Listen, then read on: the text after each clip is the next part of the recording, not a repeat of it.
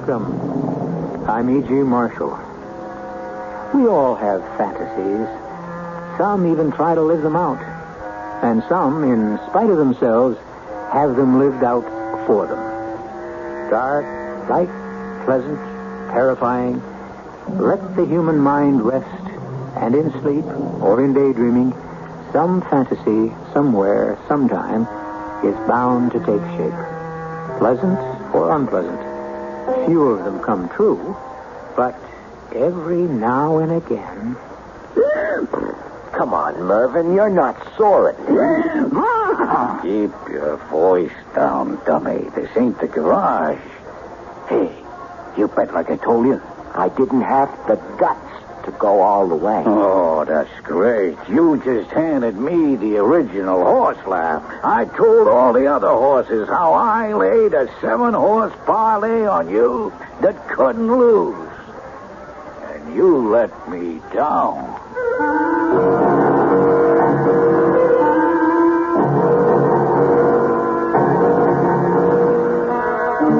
Our mystery drama, Straight from the Horse's Mouth, was written especially for the Mystery Theater by Ian Martin and stars Robert Morse.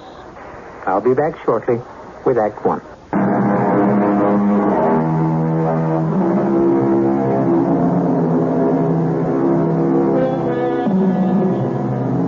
Life is a cycle, and a cycle is a wheel. And if the wheel turns often enough, life can be rather dull. It wasn't, for example, notably thrilling for Hubert Purley, bookkeeper for Haskins Machine Screws, Nuts and Bolts Company, a business where even if the books balance all the time, the most sober of citizens, after enough years, may end up with a screw missing himself. Add to that a humdrum life at home, and let Hubert tell you his story himself. Whether you want to buy it or not is your decision.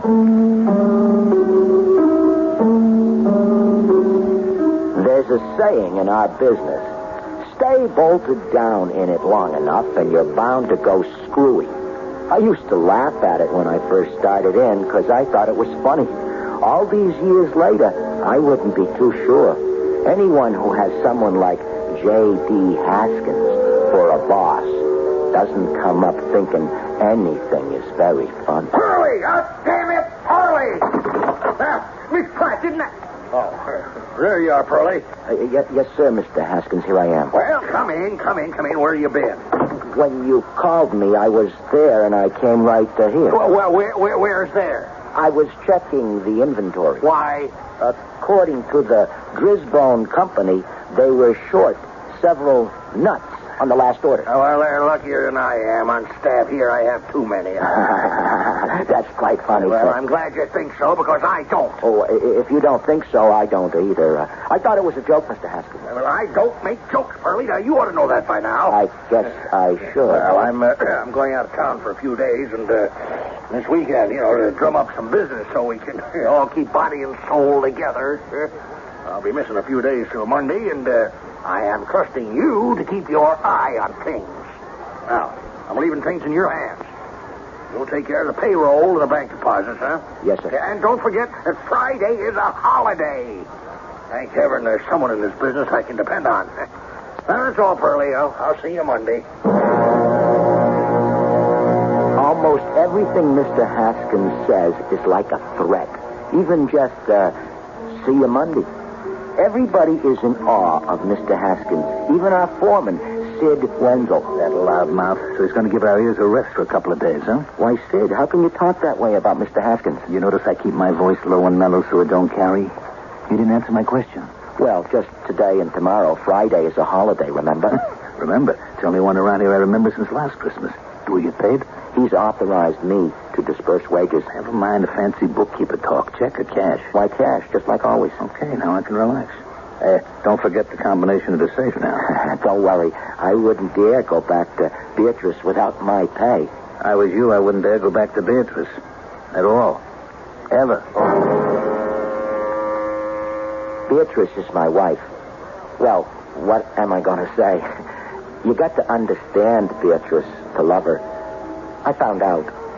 And her mother, Bertie, that's her mother's name, owns the two-family we live in. It's in Astoria. It's a semi-detached. I don't know why they call it that, since it's right in the middle of the whole block, and you have to drive around the ends down a very narrow driveway to get to the garage, if you got a car, which we don't. Bertie lives down, and we're up. Who's that? I got a shotgun here. Don't you come anywhere near. It's all right, Bertie. It's just me. Huh? Who's me? Hubert. Oh, you. Who are you expecting, Jessie Jane? Oh, well, no call to make fun of a suffering woman. Oh, what's wrong, Ma? Oh, I got this sharp pain running across my back. I just got no strength anymore. Oh, that's too bad.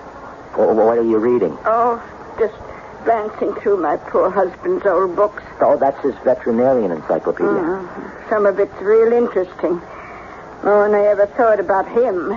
Maybe a little too interesting. What does that mean? From what you told me about your symptoms, looks like you might be coming down with a hog cholera. Hog cholera? Well, what do you mean, Hubert? A person can't come down with something that infects a pig. I don't know what made me say it. Yes, I do. But I shouldn't have. Still, I'm not sorry. Let her stew in her own juice for once.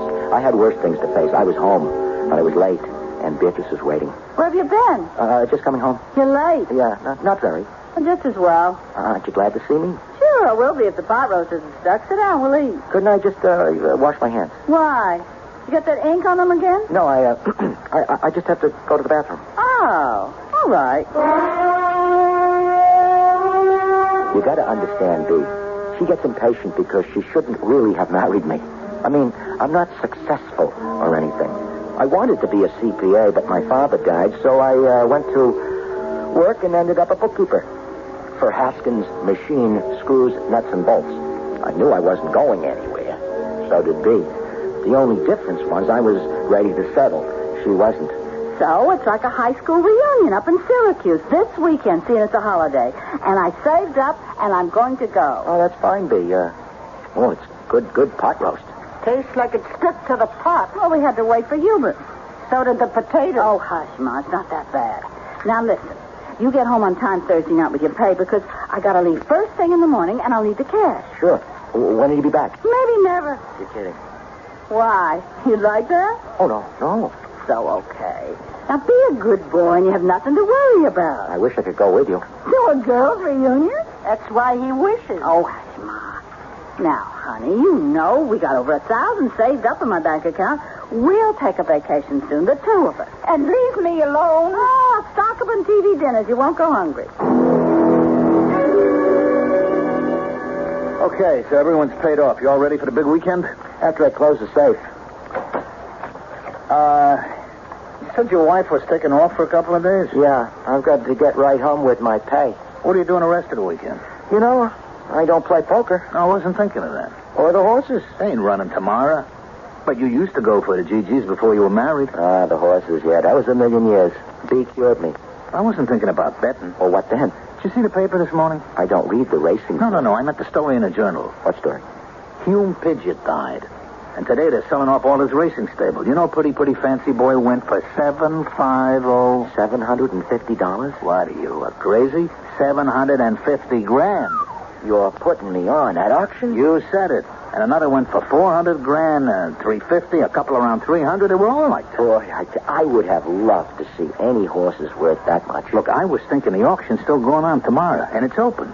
So what do you say, you and me, if your old woman is taking off, we go have a couple of beers, watch the fun, and maybe dream a couple of dreams. Oh, what dreams? Hello, like you and me could put in a bid and maybe beat the game the way us small guys never do. What's that mean? Well, look, we can pretend maybe that we bid in on some filly, you know, or some 2-year-old. Then we have a ball watching the racing results and figure out how we might have become millionaires. What do you say? You want to take a whirl? Might be my only chance. Even my last chance. Where's the auction? Bill Chase Park. I'll meet you at the information booth in the Fleetown bus terminal right after I see B off at 10 in the morning. Go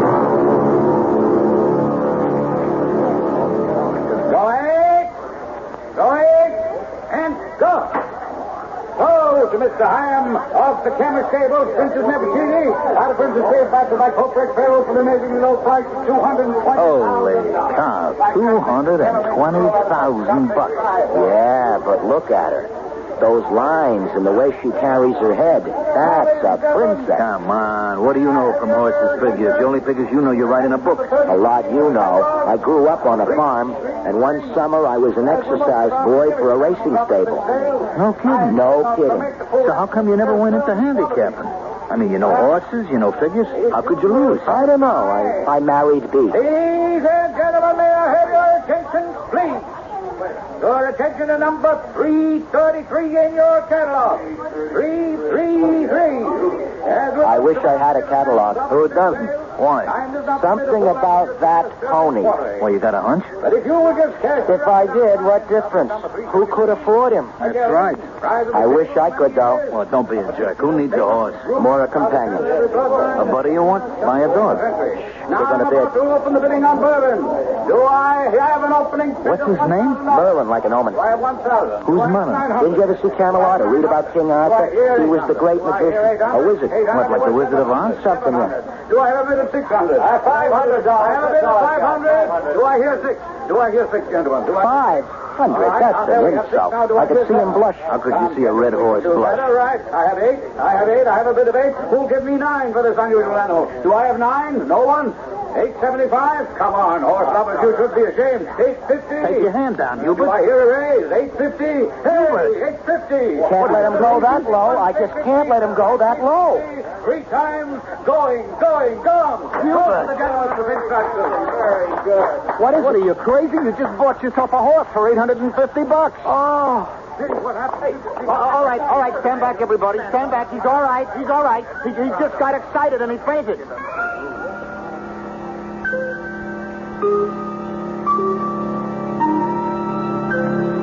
Who of us who have attended auctions have not had that irresistible urge to make a bid just for the vicarious thrill, feeling safe that someone will bid more?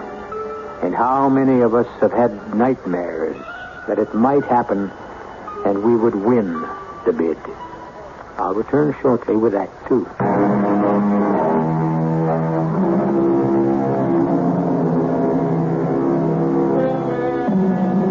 So here is Hubert Purley, bookkeeper, suddenly owner of some 1,200 pounds of horse. But what at the moment is an even more important figure, an ower of $850.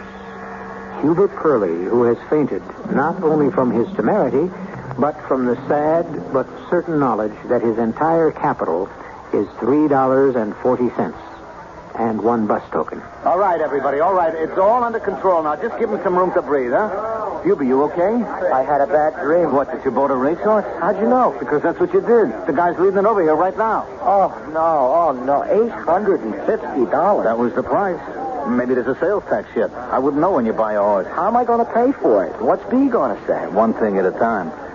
You could maybe give him a check. Are you kidding? All I got is $53.74 in the Christmas club. Then I got one answer for you. What? B's gonna say plenty. Where's the guy that bought Mervyn? Who? Oh, you mean Merlin the wizard? No. I mean Mervyn the stable pony. Oh, yeah. You're the guy. Well, here's your price. They're waiting for you at the auction desk to put up your dough. Wait a minute. What do you mean stable pony? This here, Mervyn.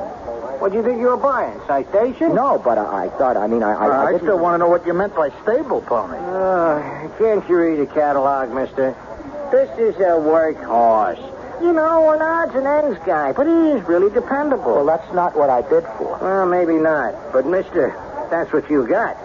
Hey, you trying to welch? Oh, no, it isn't that exactly, but see... Wait. Now, let me tell you something. I know Mervyn, and he's worth every penny you paid for him. Now, he may never have had the chance to show any field his heels, but he has bloodlines. I mean, real class. He has? You ain't just a whistling Dixie.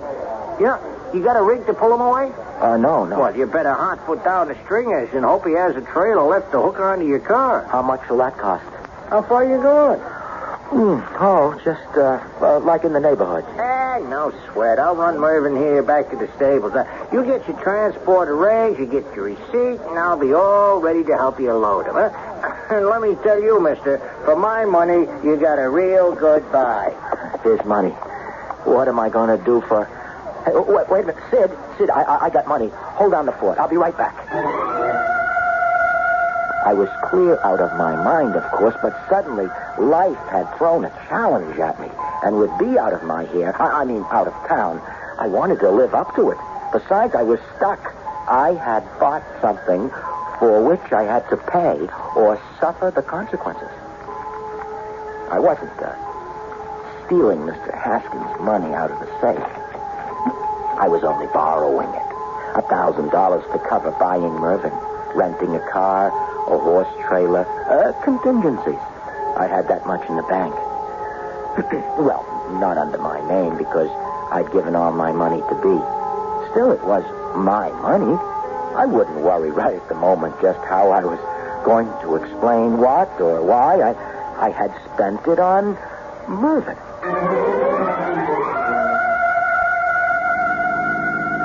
Do you know what you're doing here? No, just what I got. We're sitting here in a rented car with a horse trailer hooked on, and in that trailer is a horse. Now, what in hell are you going to do with it? Not it, him. I'm going to put him up in our garage, that's what. He wanted me to clean it out anyway, and we don't have a car. You got to be crazy. I already was. Just do me a favor. Help me get Mervyn settled. Then take back the car and the trailer. It's paid for. I must be crazy, too. Okay. That's the last time I ever drag anyone with me to an auction. I must say, Mervyn seemed to be taking it all in his stride. Honest to Pete, I swear he winked at me. I got the 4x8 plywood panels I used for a picnic cookout table to put on the concrete floor and a bucket to put some oats in. I stacked 2 bales of hay I'd gotten in the corner and spread another over the 2x4s. I kept myself busy all right because as long as I didn't have to think what I didn't want to think. How am I going to explain to B about Mervyn? Well, what'd you say? It's all beginning to get to me. I thought I heard you say something. Did you? Hubert? Is that you out there? And what are you doing? No, I was just fixing up the garage, Bertie. Hey, don't let her know you're out here, huh? Hold it down. Okay. But how long do you think you can hide a horse? Just till I figure out how to... Holy Toledo. Oh, my goodness. Now I am hearing things. You got someone down there with you, Hubert? You're not drinking beer with one of those men Beatrice doesn't allow in the house. No, I'm not doing that, no. I suppose the moment my daughter's back is turned, you'll have that Sid Wenzel back again. No, Bertie, honest. None of the guys come around anymore. I'm the only one. The only guy down here, that's all. I'm fixing up the garage. Well, just remember, dinner at 6 sharp. I don't want to miss any of my shows. Who's that old bag? That's my mother. No. You didn't say that. You mean you don't like an old battle axe like that? It isn't that. Oh, no. Now on top of everything, I'll have to go to a psychiatrist. B could never live that down. What are you talking about? What are you talking for? You're a horse. Horses aren't supposed to talk. Well, I ain't no ordinary horse. I don't believe it. I just do not believe it. Here I am talking to a horse. But worse than that, the horse is talking to me. Hey, what are you, a snob? Look, Mervyn, I've got to get out of here, okay? What's the matter? I say something wrong? Just the fact you're saying anything, that's wrong. Would you excuse me a minute? Sure, it's your house. Only, don't be gone too long, huh? No, I'll try not. I mean, you comfortable enough? Well, yeah. Well, just as soon as it gets dark, we could maybe take a walk. It just don't take too long. I ain't no elf, you know. I don't know how I got through the next 36 hours or so. You ever tried to hide a horse in an area like Astoria? Especially with nosy neighbors? I gotta say, Mervyn cooperated. He was used to early hours, and he kept real quiet during the day. And a couple of nights we took nice long walks. Once I got over the first shock of his talking, I got used to him. And I must say, he was the first real close friend I had in a long time. He was a good listener. So by the time Dee got back, I knew he was at home and happy, and I was ready to fight to keep him. So, you enjoyed your weekend? Well, you know, Ma. It was interesting to see the old class. Of course, the successful ones didn't show up, just as run-of-the-mill. Why don't you ask her what she means by that, Hubert? I don't know what you mean, Bertie. Oh, you know what she means. She means my classmates who married well. Oh, like you didn't? I didn't say that. What did you say? I'm not arguing. I just say it was interesting. I wouldn't have missed it for anything. A special time. So, what went on here while I was gone? Nothing. Same as always, more or less. More or less. What does that mean? Ask him. All the comings and goings in the basement. I got to go watch TV. Thanks, Bertie. You don't ever get away with nothing with me around. What do you mean by that? Well, there's something I have to explain about this weekend. I knew it. You dragged in all that cruddy bunch of friends of yours you used to run around with drinking beer and... Could we just talk about this calmly? Talk? Then maybe I could answer you. Okay. Now, you know how it is with us. I mean, every time I bring my check home, I turn it over to you, right? Right. So? So, it is our money. Yeah, well, I take the money because you don't know how to handle it. For your sake. And I put it in an account where it's safe. From me. What does that mean? Well, it's in your name. I can't write a check. That would be cashed. Well, of course not. That's how I keep it safe. But supposing I needed to write a check on that account or to get some money, how would I get it? You just ask me. Then would you give it to me? Well, it depends for what. Well, maybe you better come downstairs and meet our non-paying guest. I mean, sooner or later, you've got to anyway. I'd rather it was me that showed you than Bertie or someone else. It ain't the sort of thing you could keep secret too long. I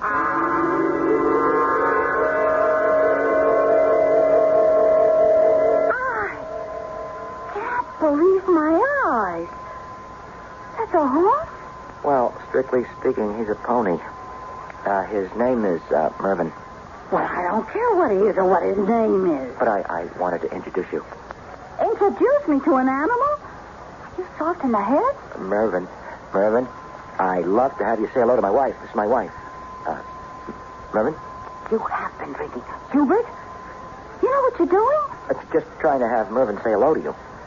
Look, I want that dirty, smelly animal out of my mother's house by tomorrow morning. Now, just a moment. There's some problem. Like what? Well, like I bought Mervyn for $850. And it cost pretty near $1,000 with transport, hay, and all like that to bring him home. What did you use for money? Well, yeah, money. I borrowed it from the machine screw nut and bolt factory. $1,000. But I have to have it back there first thing Monday, tomorrow morning. And where are you going to get it? What, you have more than that in the savings bank. And you expect me to give it to you? It's my money. I gave it to you. To invest, to take care of. Right. So Mervyn's an investment I made. I need it for him. I'm not going to give it to you. If you don't you... I'm going to jail. Oh, Gilbert, I can't believe you. I can't leave you alone for a minute, but you get into trouble. I didn't mean to, but Mervyn was in trouble, too. He needed a home. Right, Mervyn? What are you looking at that dumb horse for? You expect him to speak up for you? I thought maybe... I think maybe you don't think. Oh, okay, we'll go to the bank tomorrow and draw enough to cover whatever you stole. Borrow. What you took from your boss. Then we'll get rid of Mervyn or whatever his name is. I can't keep him? For what? He's a friend. We're companions, like. I'll give you a choice, Hubert. Me or that mangy horse. Now, don't stretch your brain. Just remember, at least me you can talk to. Don't feel too bad, Hubert. She don't know I can talk. Let me tell you something, Mervyn. I think you're a great guy, but you got your limits, too.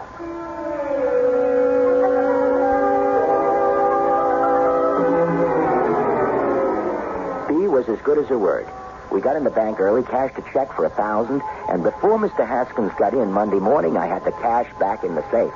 I never would have believed it, but the way things were shaping up, that was the least of my problems. Now, what was I going to do about Mervyn? I took the most direct way, and at lunch hour, I went home to lay all the cards on the table.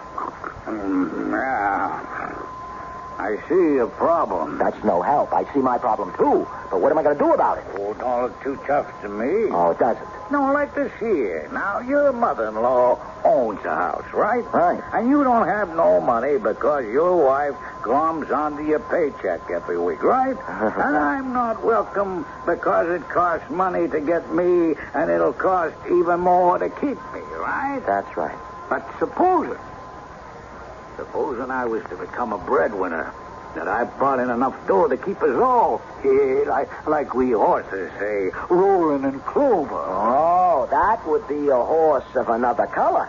Yes, oh, we got him made. Oh, we do we? How?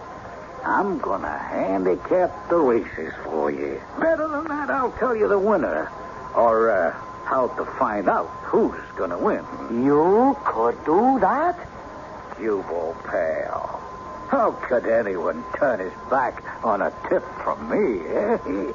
It's straight from the horse's mouth.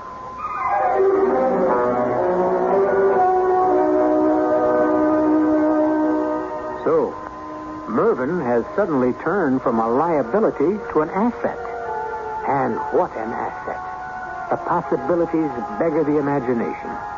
Mervyn could turn out to be of more worth than Aladdin's magic lamp or the genie in the bottle. We'll soon find out when I return with Act 3.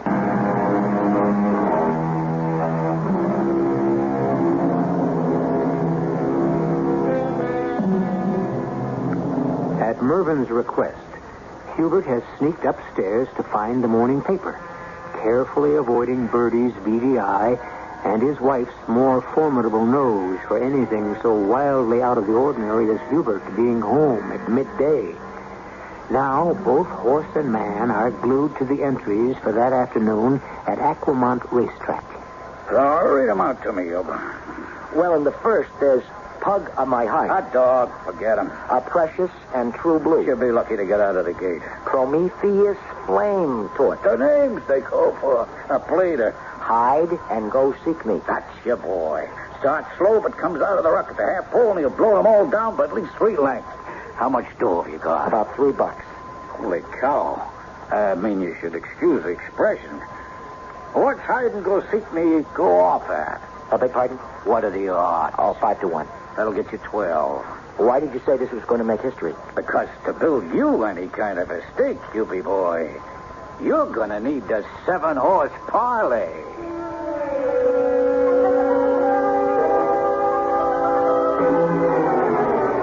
Oh, you got it all straight, huh? I guess. First race, I bet $2 on Hide and Go Seek Me to win. That gives me 12. Second race, I bet the 12 on Princess Handmaiden at 14-1. That brings me a little 180. Third, I go to the paddock. Oh, that's right. And look for the horse with the blue and gold silks up. As he passes you, you say, Myven sent me, right? Then you tell him the name of the 3 horses I give you already. When you name the right one, he's going to give you a big wink, and you know the fix is in. That's the horse you bet. I got it written down. 4th and 5th and 6th. What's the matter? Well, you know how it is. Usually I ain't been around the stables a few days. Now I ain't on the inside like usual, so maybe you should spread your bet. No. With you, let's make it simple. Pick any one of the 3 to show. It's a hedge, but you couldn't lose. And it'll hold your stake, even build it a little.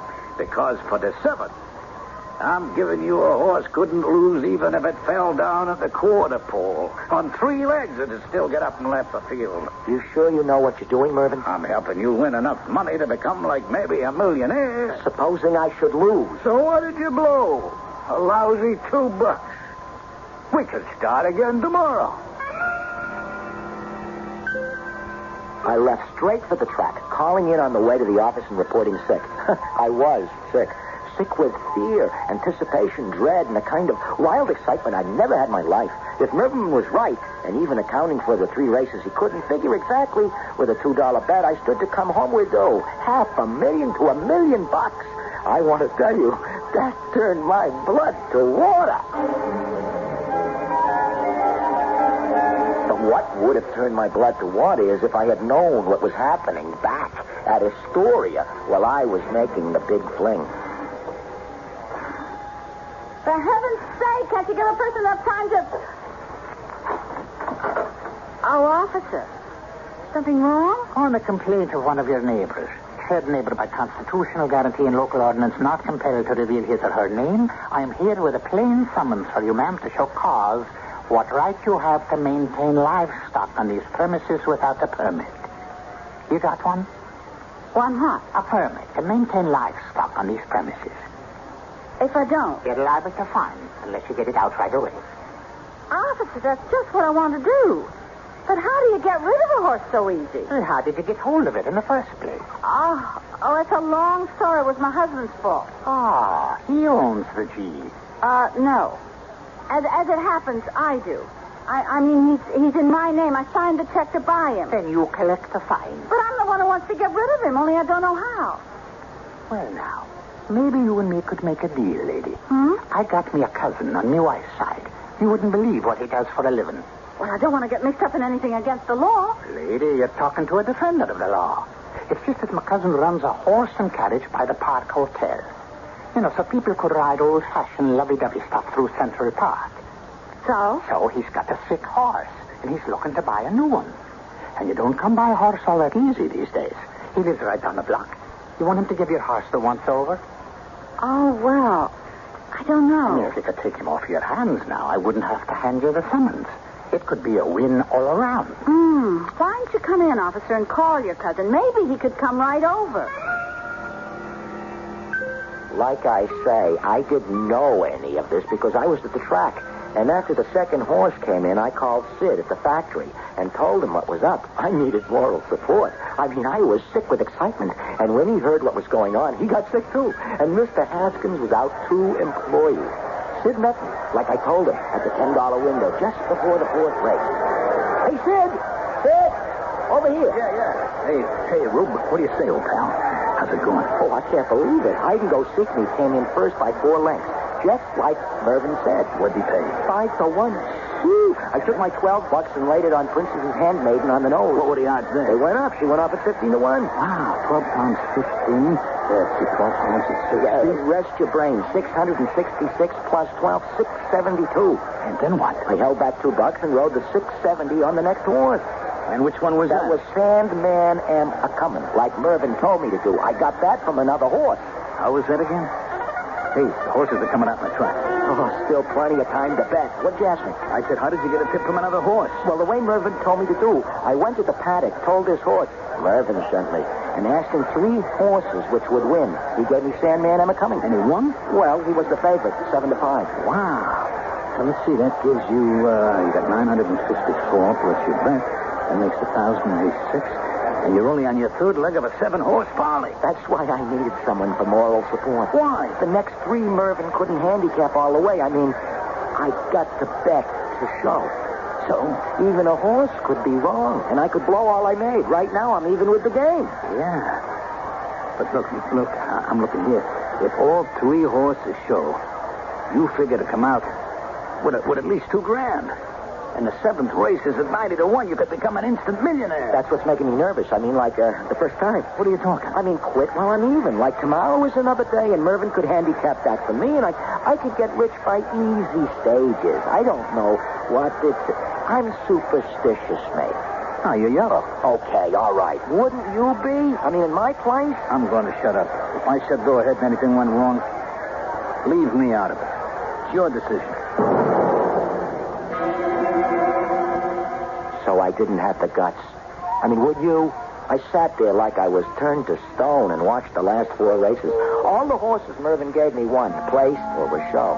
And in the 7th, you know the long shot ran away with the field? I could have been a millionaire. But at least I had my first $2 and nearly 1,100 profit, and some of it shouldn't me blue on some beers, and then I went home. I'd called in sick to the office. I was sick, but I'd no idea just how really sick I was going to be. Well, I'd sure like to know where you've been, Hugh. Phew, with a breath that's enough to knock over a horse. Don't mention horses to me. Where you going? Your dinner's burning up in the I stove. couldn't eat the way I feel. I'm going downstairs to see Mervyn. He's going downstairs to see Mervyn. Oh, my, isn't that a caution? He's going to see his boyfriend. What is that? What does that mean, Bertie? You finally blown your cork? If you think anyone's crazy around here, we all know who's the only one. You. Talking to a horse. Who said I talked to a horse? You be? Well, I saw you trying to, and Bertie told me you were mumbling away down there talking to either the horse or yourself. Which doesn't make much difference.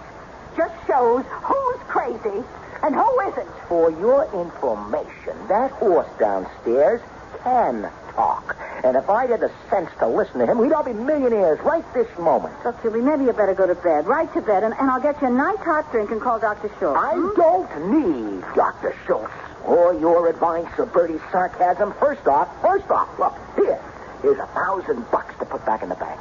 Where'd you get that? At the racetrack, from $1 $2 bet, parlayed through 3 winners Mervyn gave me. If the both of you had only left me any guts, I'd have gone all the way and let him make us rich. I'm going right now to apologize to him. Wait a minute. Are you serious what you're saying? Today, that horse in our cellar could have made us millionaires. I didn't have the sense to listen to him, but you can bet your life I will not close my ears twice. Hold it, Hubert. No, ma'am. This is important. There's no sense going down there. Why? Mervyn isn't there anymore.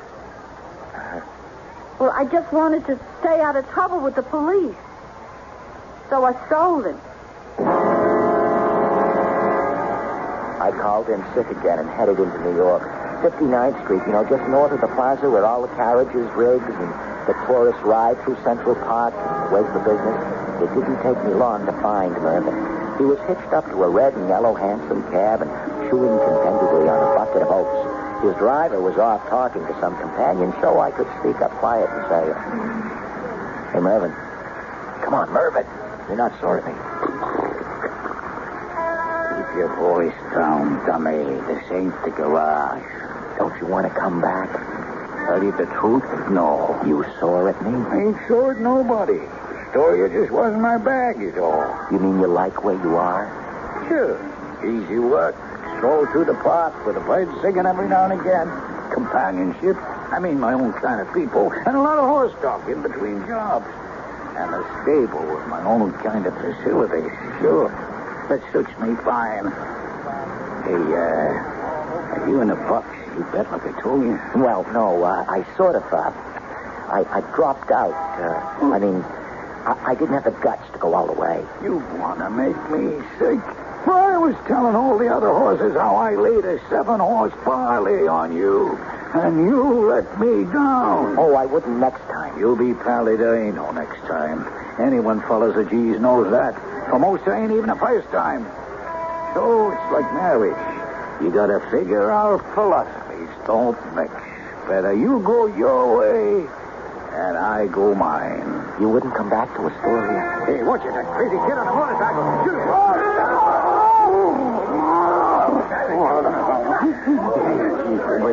I didn't mean to push you so hard. You trip on a curb. Hey, Hubie, you're real cool. You okay, buddy? Buddy. Hubie, you okay? Oh, I had a bad dream. What, that you bought a racehorse? Yeah, how'd you know? Because that's what you did. The guy's leading it over here right now. Oh, no, $850. That's right. How am I going to pay for it? What's B going to say? Plenty, I guess. You the guy that bought Mervyn? You mean Merlin, the racehorse? No, I mean Mervyn, the stable pony. They're waiting at the desk for your dough. Hey, you tried to Welsh? It isn't that. I didn't mean to buy him. You put up your hand on an $850 bid, didn't you? Yeah, but I didn't mean to. If it was a misunderstanding, he'll go to the underbidder before you. But just between you and me, mister, you are making a big mistake. This here horse is worth every cent you bid, and then some. I'll take your word for it, mister, but count me out. It's like I learned my lesson, but good. Any horse I back is the wrong horse.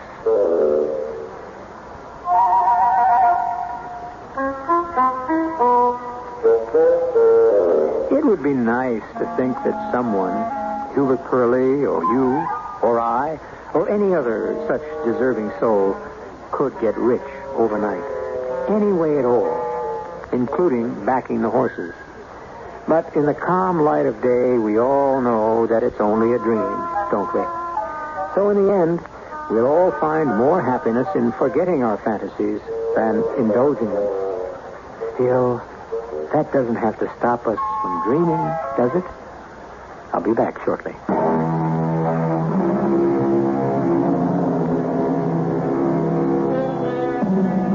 Just by way of a parting thought, 'tis a good horse that never stumbles. Everyone makes mistakes, but it leaves a pleasant taste at the end of this tale that no harm was done. And if you are in New York and are looking for Mervyn, he's the one with the top hat and the red geranium behind his left ear. Why don't you try and engage him in conversation? Our cast included Robert Morse, Augusta Dabney, Bryna Raeburn, Ian Martin, Mandel Kramer, and Earl Hammond. The entire production was under the direction of Hyman Brown. This is E.G. Marshall inviting you to return to our Mystery Theater for another adventure in the macabre. Until next time, pleasant dreams.